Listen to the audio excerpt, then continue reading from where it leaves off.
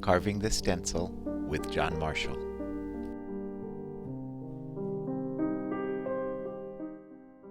Having done that now, we're going to make sure once more that the holes do indeed line up properly, that everything is laid out right, that the general design is matching. And again, I'll go ahead with my carving. So I start by seeing where the distortions are. I'm going to cut in the 1/16 of an inch, as we have done all along. Correct this line as necessary. And because this little slip of green really isn't very much, I'm just going to cut out that whole edge of the petal. Continue around, adjust my design as necessary, filling in all the details.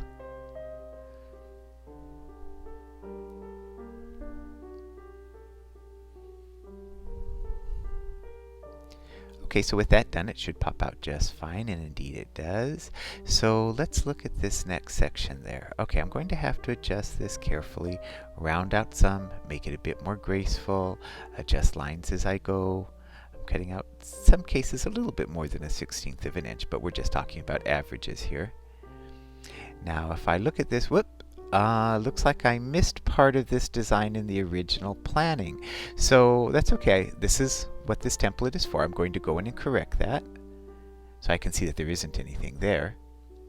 And fortunately, it hasn't been cut yet. So I'm going to go with my magic marker, draw in whatever necessary portions of the design are missing, and then just proceed as I was earlier. So I can go ahead, treat that as if it were reproduced in the template, cut out my little section, and then adjust the design next to it.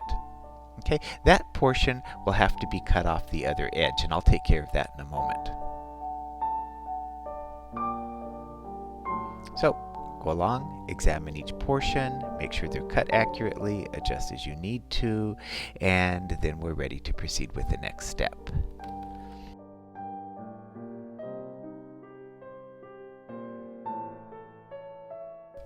I mentioned a moment ago that I forgot to include part of my design in the drawing, and so now is the time to go back and correct that. I have it sketched into my template. The template now has to go back to the edge that was used to make it originally. I'm going to line up all of the different segments, being careful to, verify, make sure that those register dots are in the proper places, because after all, those are my most accurate guide. And then once I get the whole thing laid out, I'm going to, in this case, just hold it with my hand. It's not worth really stapling. And take my knife and cut out that last little section. And that'll take care of that whole problem.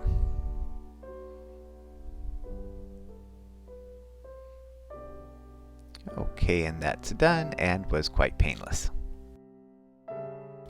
What I have now is my right side carved to match the left side, and the top carved to match the bottom.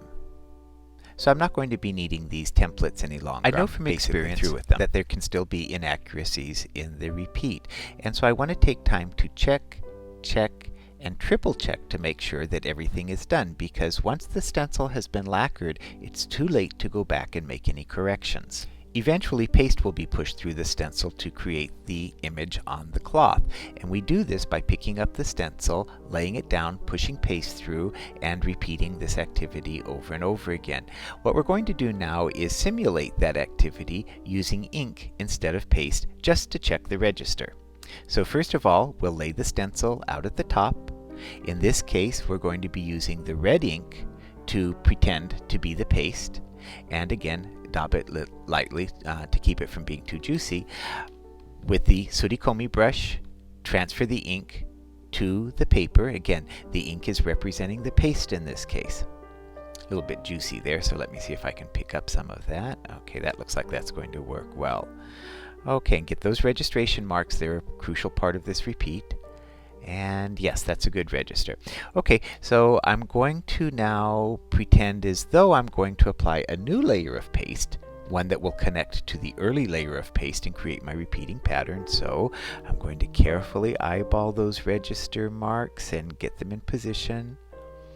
Okay, get that in position. Can you see the little bit of overlap, the red, how we can see that through the about a 1/16 of an inch at the top of the stencil? That's that overlap we carved in earlier. It helps to give accurate registration marks and makes for better paste application. so that looks like it's positioned okay. I'm going to put a little weight down to hold everything in position. And now let me pull out a contrasting the color. I'll use the green again. And dab it once more, and go ahead and rub that in. Again, with the surikomi brush, keeping it perpendicular to the surface of the paper, and making sure that it's dry enough not to run over any of the carved paper sections. Okay, that looks like that should do it. Take the weights off, and let's take a closer look and see what we have here. I think in this case, let's see, a close-up would probably help. Okay, now that we can see a close-up and all the details of this attempted registration, we can see that there are a few flaws. Notice that jagged edge. It doesn't quite match. Now, this edge is a nice clean line. And so is this side. Very nice clean line. Good registration, good match. You can see the pink matching the green there. Okay, but in this case, you know, that jag is really going to stand out later once the fabric is dyed. This line is nice. This portion, however, seems to be some kind of a design problem. It's not matching up as I'd like it, so we'll correct that.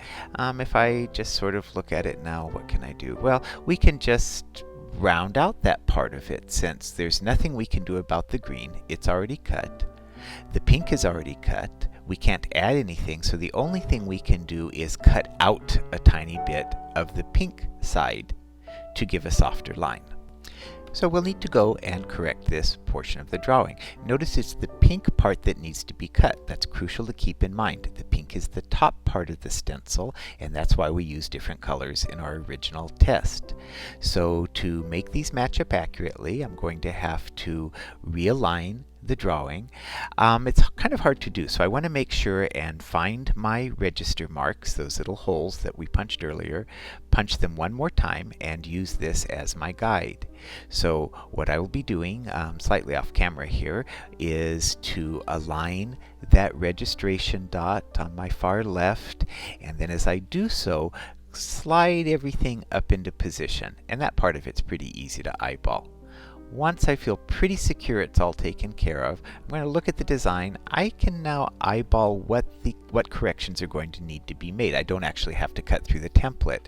So I need this curve, and if I pull the template up out of the way and examine the design carefully, re-examine, examine again, flipping back and forth, I can see that really all I need to do is make this gentle cut. Now let me check again.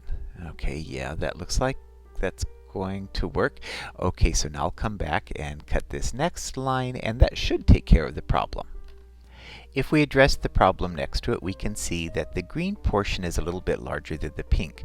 The green portion is already a little bit too big, so we certainly don't want to cut it out and make it any larger. So our only choice is to cut into the pink section and enlarge it to match the little green cap.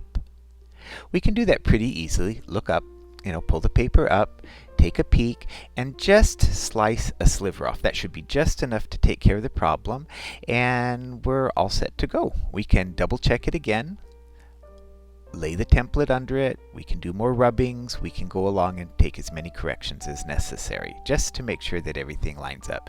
So let's see, eyeballing that, let me maybe get some more ink out, and I'll rub it just one more time. It'll give me a really clear visual notion of whether the corrections have worked or not. So let's get that in there. Again, fairly dry brush. It would be nice to use yet a third color, but I think in this case the same pink again will be dark enough. And yeah, look, it's taken care of the problem with the green. The pink is now the same size, and also I'm satisfied with the line that's been created on that part of the flower.